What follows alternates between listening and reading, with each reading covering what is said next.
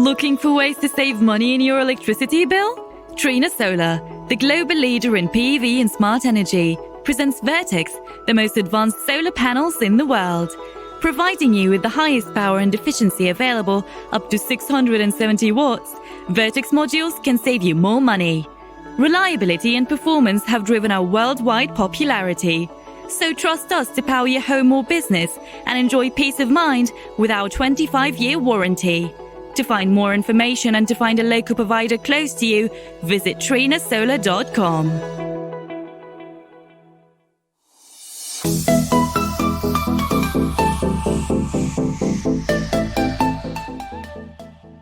Our dear listeners from all across Africa, welcome to a new episode of Energizing Africa.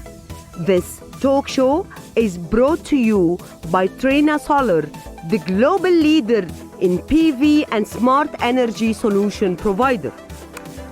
As we all know, Africa is currently transforming itself. Each and every country across Africa is working hard to upgrade infrastructure, develop the local industry, boosting the competitiveness of local organizations so that they can compete in the global market, removing barriers abroad and enhancing the efficient use of the natural resources. And one good way to do this is to upscale renewable energy and energy efficiency across each and every industry. And as we all know by now, in this program, we host one of Trina Solar experts who are walking us through the latest trend and what's happening in the solar energy and how renewable energy and solar energy specifically can help Africa to transform itself.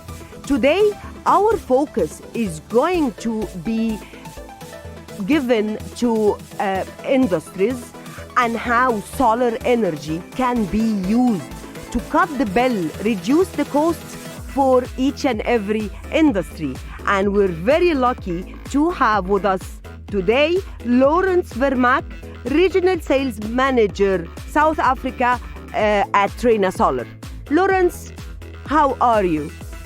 I'm very well, thank you, and it's really an honor to be here today and to be given the opportunity to really talk about solar and the benefits of it, and let our listeners get a better understanding of what the cost benefits are and what all the other benefits are with regards to solar, and how it can really uplift us as Africans and really give us a chance to do better for ourselves and also leave our generations to come a much cleaner and more healthier earth to live on. What a great start of this talk show. So Lourens, really we're excited and we're happy because South Africa specifically is a great success story across Africa when it comes to adoption of solar energy and renewable energy. So by listening to you and your precious insights, I think we're going to benefit not only from your experience, but also to know more about the story and the success story of South Africa and how South Africa managed to have this leap in the adoption of renewable energy. But before we start, let's have this commercial break and we'll come back to you and to hear and to listen more to Lourens. A commercial break and we will be back.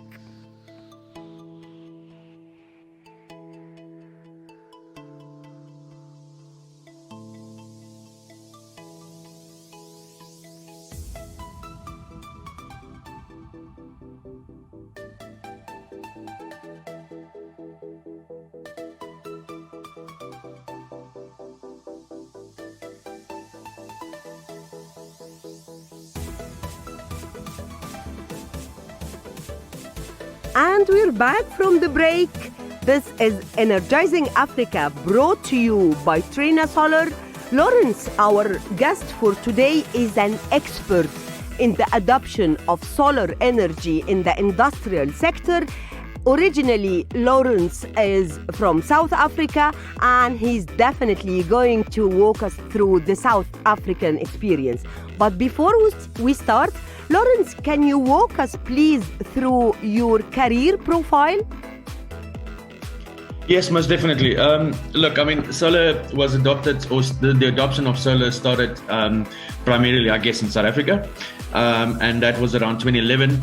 I studied supply chain management through Apex, and that's where I based my career on. I was a logistics manager, really taking care of supply chain issues and that sort of thing. And then when the solar industry started uplifting or making its mark in the African continent, I got an opportunity with SunPower at the time.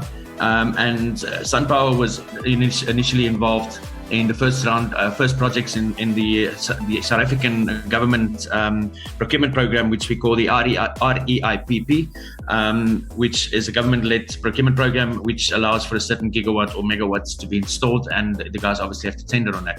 Now, SunPower won 2 of these projects in the tendering process, and I joined the team initially as a logistics manager, which I then moved up in the ranks. I then further on moved to Jinko. I was part of a team of 8 South Africans, together with a bunch of Chinese folks that came here to set up a factory for Jinko in Cape Town. So I was part of that process as well. And then I moved into sales with Jinko as well. And then initially moved on to REC. I then worked for Canadian Solar, and I'm now finally, my new family is Trina Solar, which, is the best company to work for in the world. And I'm really excited to be part of this team. We're equally excited, Lourens. Thank you so much. It's really an exciting background. But let me ask you this question. Coming from an industrial sector myself, I know that securing the energy need for each business was a challenge for the procurement team, just to make sure that not only they have the best deals in terms of affordability, but also in terms of availability. We all know the challenges the world is facing now in securing their energy needs. So how your background in supply chain did help you to have this current position in the sales and in the renewable energy business? Look, I mean, in the beginning, like I said, in 2011, when the first projects were awarded, 2012, 2013, when they started construction, there was obviously, it's a project team that needs to be put together. And this project team would consist of the project manager and finance people and logistics guys and all of that sort of, stakeholders that need to be part of that project team. And I slotted into one of those. But I saw a lot more exciting things in the solar industry than just being a logistics manager, and I kind of worked my way into it, because if you look at it, being a supply chain manager and having the background in it really benefits you as a salesperson, because you understand the logistics behind getting solar panels from China down to South Africa or any part of Africa for that part. There's also, in 2011, the projects team, there was a lack of experience or a lack of logistics managers that could really understand the needs of supply chain, and especially when it comes to projects, the tight deadlines that needed to be adhered to, getting modules on site on time. All of these things just, it worked together, and it gave me the building blocks to get myself into companies like Canadian Solar, like Jinko Solar, and these are big global players. It's through the experience and through my track record, it's allowed me to work for bigger guys like the Trina Solar, for instance. And it's also the combined experience with the logistics and the sales, which really gives me a benefit when I go and speak to my customers. Because it's not just about supplying them modules, you've truly got to understand their needs. Some of these guys are remotely, especially in Africa, we know that there's a lack of proper roads, there's a lack of, and most of these projects are really remote. So, selling a product, you need to consider all of these factors as well when selling to a client, because all of these factors will have an effect on the actual cost of supply or the purchasing cost. Oh, interesting. Because, there are favorable improvements now we can see when it comes to the solar energy. Like, there is a huge cost reduction in the initial costing of adopting renewable energy, and specifically solar energy. Also, there is a huge performance improvement that can be felt. So, and I think further improvement and further cost reduction is still expected. So, if you can just walk us through the global trends, what's happening now in terms of the solar energy and how these trends are coming to favor the efficiency of businesses? Yeah, look, I mean, since 2019, we've seen the introduction of from across the platform. We've seen, especially the Super Five or the Super League, the top 5 companies. We've seen that they've changed the way of the size of the modules. It's now much larger modules that's being produced, and these modules generally have a higher power output, which now we've seen in 2021 surpassing the 600 watt per module mark, and this ultimately reduces the capex costs. Which then that trend of capex reduction will continue in 22-23 going forward. We need to understand what the larger modules mean. It allows you with higher power, but you would use a lot less piling. You would use a lot less of your balance of systems. You'll have to purchase to build this project. For instance, if you would take 3 years ago, you would get maximum power output would be 450 watts versus the 650 watt that you get in the market now. 200 watts more on a module, which means you would effectively install a lot less modules on your site to get to the same 50 megawatt site that you are trying to procure for. Interesting. Well, most of us, or maybe not the very updated people, we tend to believe that solar energy can be very efficient when it comes to the residential sector, when it comes even to other sectors like agriculture. Not everyone is aware how renewables at large and solar energy specifically can be of help to the industrial sector, and especially when we speak about heavy industry, for example. So, can you please tell us what would be the potential use of solar energy in the industrial domain?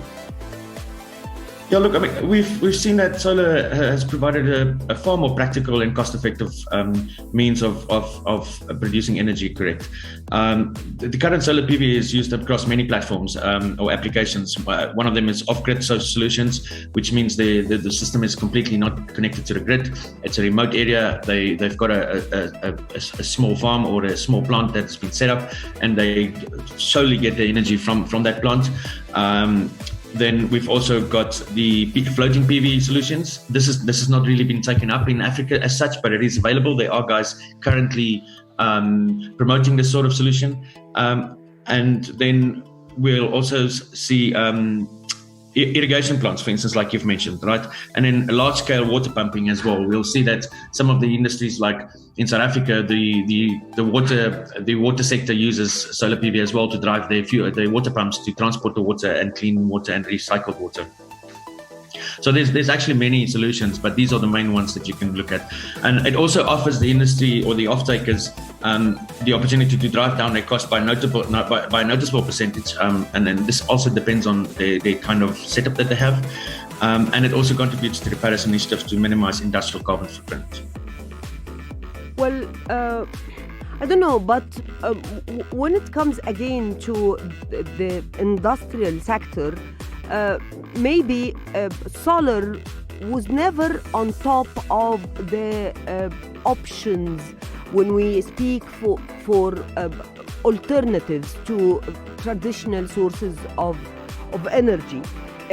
So how businesses can ensure the consistency of the energy sources if we're speaking solar energy? Look, with solar energy, it depends on, again, if it's self-consumption. Let's pull it a mine, for instance. They've got a 10 megawatt plant on their ground. Throughout the day, they will consistently get power because the sun shines every day, and solar obviously generates power through the sun or from the sun source. But then what's happening in Africa now, there's a big drive towards storage. which now effectively will open up the industry consumption on PV in quite significantly, because once there's storage available, the solar panels can charge the batteries during the day, and then the operations, which in most cases consumes a lot less power than during the day. So the storage units can then, fulfill the energy requirements that this industrial group would need. Okay, let's have this imagination. Let's imagine that Africa is working hard to utilize the precious and rich resources we have in terms of solar. What would be the potential of Africa, and how this can impact the economy, the GDP, if we're really utilizing this great source of energy that we have? What's ahead of us if we're conscious, if we're making good use of the solar energy across the African countries? Look, the biggest selling point, I guess, for solar is this stability in electricity that it provides, and in any industry. And I mean, we've seen this in South Africa as well. The revenue losses that has occurred on the industrial side of the business because of blackouts or power failures and that sort of thing. So I think that's the biggest drive, because if you don't lose revenue, you've got additional funds or profit at the end of the year, which you can expand your manufacturing plant. You can also employ more people if you need to. So it's really endless, the possibilities, if you look at it in that perspective.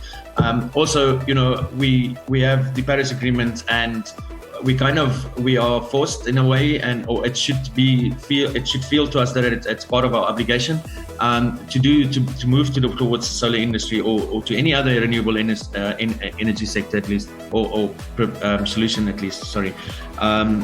Because it really assists us in our carbon footprint, because a lot of the factories in Africa, especially today still, are still using fossil fuels and coal and that sort of thing that really pollutes the environment and not really contributing towards the Paris Agreement. Well, when we speak of the fossil fuel and the coal and the pet coke, still they are seen as part of the renewable energy bundle, right? Yeah, and I think, even in South Africa now, the coal industry is not dead, even though renewables are really, really busy. The government, there's a lot of job losses that's going to occur if you can just completely wipe out coal or fossil fuels. So it's going to be a trade-off, but it's going to happen over time. It's not. We can't say in the next 2 years when the whole of Africa is not going to use coal anymore. It's a transition period that we need to go through. And we've seen South Africa take the lead and set the example. So it's really, again, like you've mentioned earlier, it boils down to a thing of educating customers and educating operators and CEOs of what the benefits are of moving towards this sort of method of generating electricity. Okay, usually we need to get inspired by some success stories. What's happening in Germany, what's happening in Italy and elsewhere. There are really some very bright examples on how solar energy came to impact the efficiency of the entire business sector. But here I would love to talk a bit about South Africa. South Africa is another one of the African countries. So, and we all know the challenges we have in terms of culture, in terms of education, in terms of infrastructure.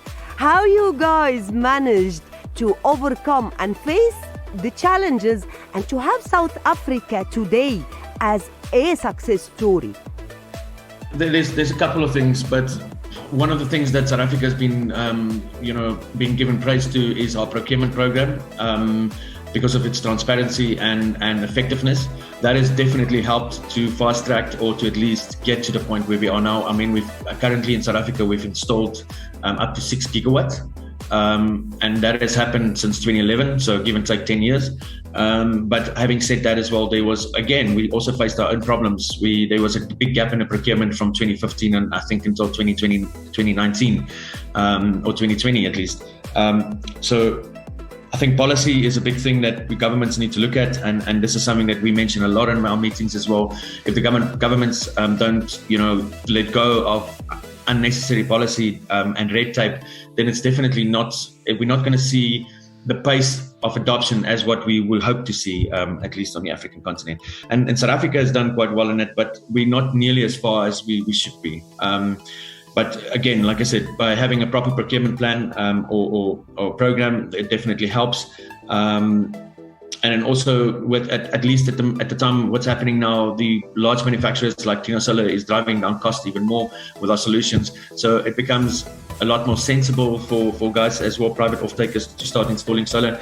And I guess this will transpire into the rest of Africa as well. I mean, Nigeria is not doing so bad. Kenya is not doing bad as well. Namibia has done quite well as well. They've installed quite a couple of projects as well. So it is happening. It's just South Africa's taking the lead, and we have our own problems, but we're definitely leading the pack. It is happening, that's for sure, and it's in train, that's for sure. But I need to know about the current energy mix for South Africa, traditional energy versus renewable energy. Yeah, so I mean, there's yearly procurement now coming out for up to 1 gigawatt, and it's normally a split between solar PV and wind.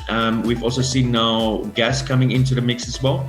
And then obviously fossil fuel and coal is still part of it. I do not have the percentages right on my hand now.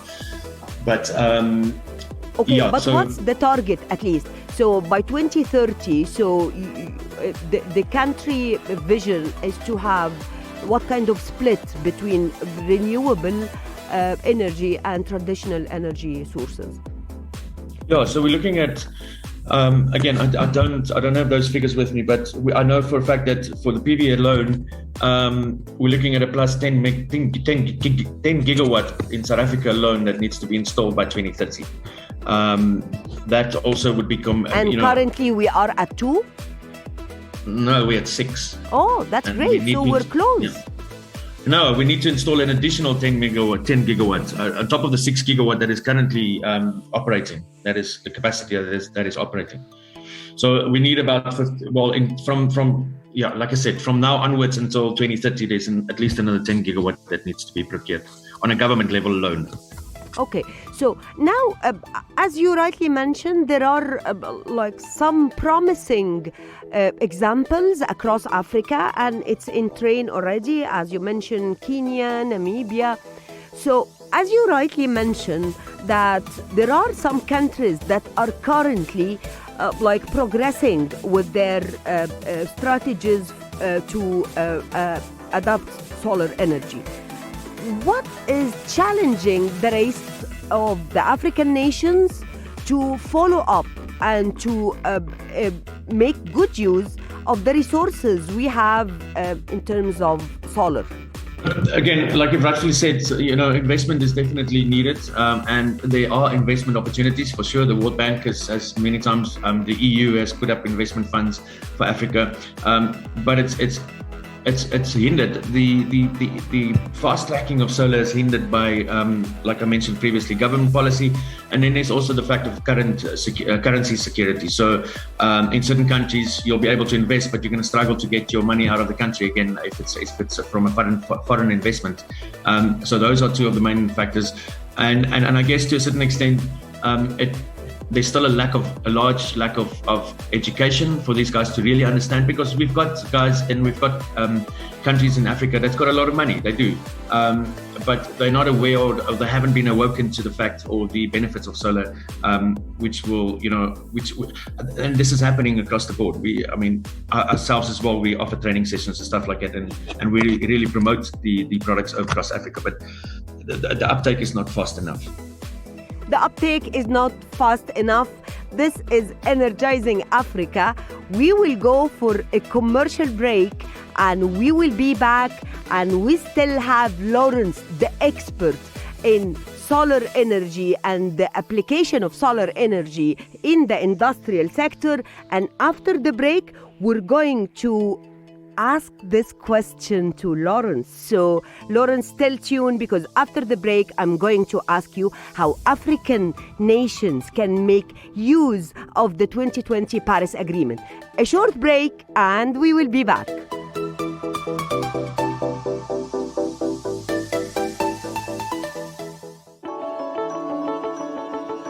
Looking for ways to save money in your electricity bill? Trina Solar, the global leader in PV and smart energy, presents Verkaak, the most advanced solar panels in the world. Providing you with the highest power and efficiency available, up to 670 watts, Verkaak modules can save you more money. Reliability and performance have driven our worldwide popularity. So trust us to power your home or business and enjoy peace of mind with our 25-year warranty. To find more information and to find a local provider close to you, visit trinasolar.com.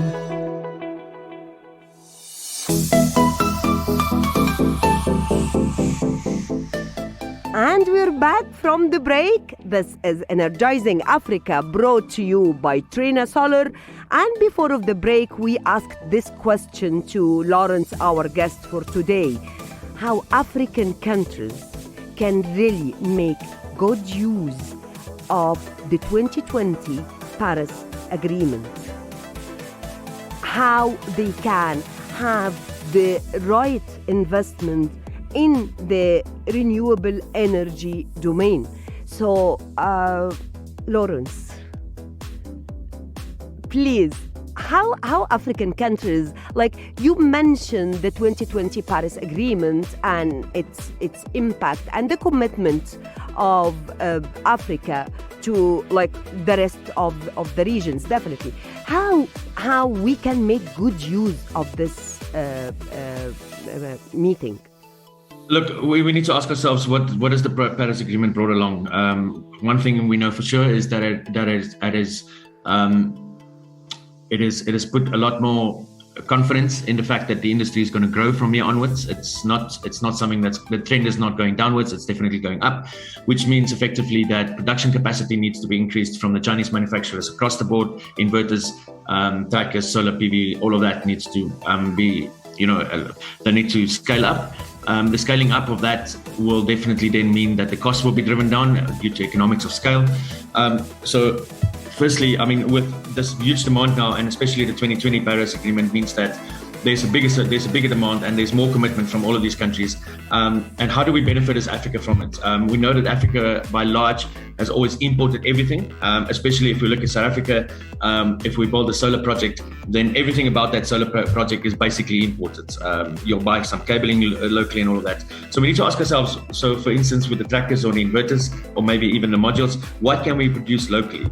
What manufacture? Let's industrialize some parts of it and put up these factories, create more jobs for more people and more stability. If South Africa would spearhead this, for instance, and put up some manufacturing plants to manufacture clamps or steelwork and that sort of thing, we can even export it to Kenya and to the likes of Namibia and that sort of thing. So it again, enhances our GDP because we're able to manufacture and export and also supply locally at maybe a cheaper cost. We don't know that because we know that in general the labor cost in South Africa is quite high. But these are the sort of opportunities that we can look forward to, especially with this Paris Agreement. And then again with the economics of scale, which means that the costing, the manufacturing cost is going to be driven down. So we need to take advantage of the cost per kilowatt hour price, which solar PV can offer, and because this will drive down our own manufacturing and operation cost of businesses that is currently operating in South Africa. We also know that we're the hottest continent in the world, so I mean it's a good continent for solar and also global investment, which then ultimately supports any country in Africa. Wow. So the adoption of solar energy is going to impact economies directly and indirectly. Definitely it's going to halve the cost and it's going to impact profitability, and on the other hand it's going to create industries and to create businesses if we are to manufacture part of the panels or whatever, cabling or whatever it takes to have this industry growing in Africa. This would create jobs, would encourage more exports, and definitely it would positively impact local economies. Thank you so much, Lourens, for bringing this. So, Lourens, before we close, and I'm trying to match your speed, before we close, can you tell us what's your priorities for this year, for 2022? Look, I definitely want to get the advantages of PV out there a lot more. I'm going to be traveling quite a bit to Southern African countries. I'm giving training sessions to smaller installers, that sort of thing. Really letting them understand the value of PV. And then obviously for us as well as Trina Solar, it's important for us to really infiltrate the African market at more an extensive rate. But yeah, for me personally, it's again, we want to work together with guys because I'm a person that believes in education. It's one of my priorities in life, and I think that the biggest to solve most of the problems in Africa, starts by education. And if we can work together with partners on the PV side to put up mobile schools, mobile clinics, all of those sort of things, we're really going to see a definite change in the uptake on Africa and the sort of experience and knowledge that's going to come out of this continent. But again, sadly, we're not there yet. It's going to be a long road, but prioritizing this and putting bit by bit every day towards it, or some effort towards it, we'll see Africa get there. Well, we do share this passion. I wouldn't say the dream, because definitely it's something that we can realize by just joining hands together. The stakeholders of the business, they should come together. They should really think collectively how to support the local economy and how to give this a strong push. So thank you, Lourens, very much for this insightful talk. And my very, very last question of this interview, I just would like to conclude with a message from you to businesses, why businesses should be really keen on adopting other sources of renewable energy, and specifically the solar energy.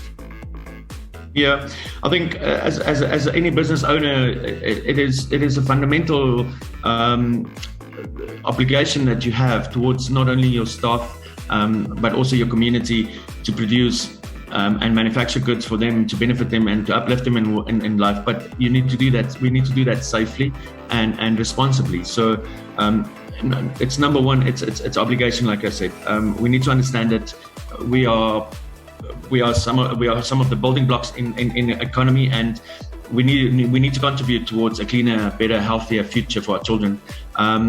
And we need to really look at things, at red tape and all of those sort of things that would hinder this process. The business case is there. It's been proven by numerous entities. So there's absolutely no reason, unless unknown to any of us, for any company to at today's day and age still wonder and ponder about renewables, whether it's the right thing to do or not. Lourens Vermaak, can't thank you enough. This was a crispy, insightful, full of hopes talk. You really made it simple for us. Thank you for sharing the South Africa experience. I hope that those in charge, the decision makers who are currently listening to us, they would reconsider their plans for alternative energy. This year, 2022, we have all what it takes to cut costs and to boost the local economy. Thank you, Lourens.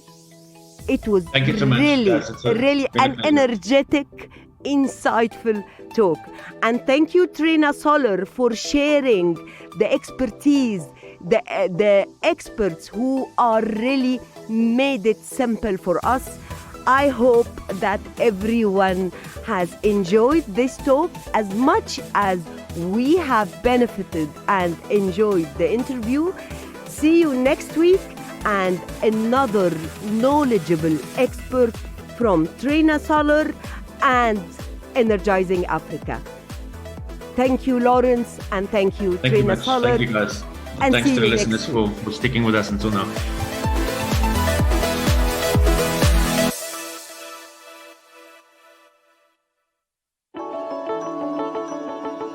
Looking for ways to save money in your electricity bill? Trina Solar, the global leader in PV and smart energy, presents Verkaak, the most advanced solar panels in the world. Providing you with the highest power and efficiency available, up to 670 watts, Verkaak modules can save you more money. Reliability and performance have driven our worldwide popularity. So trust us to power your home or business and enjoy peace of mind with our 25-year warranty. To find more information and to find a local provider close to you, visit trinasolar.com.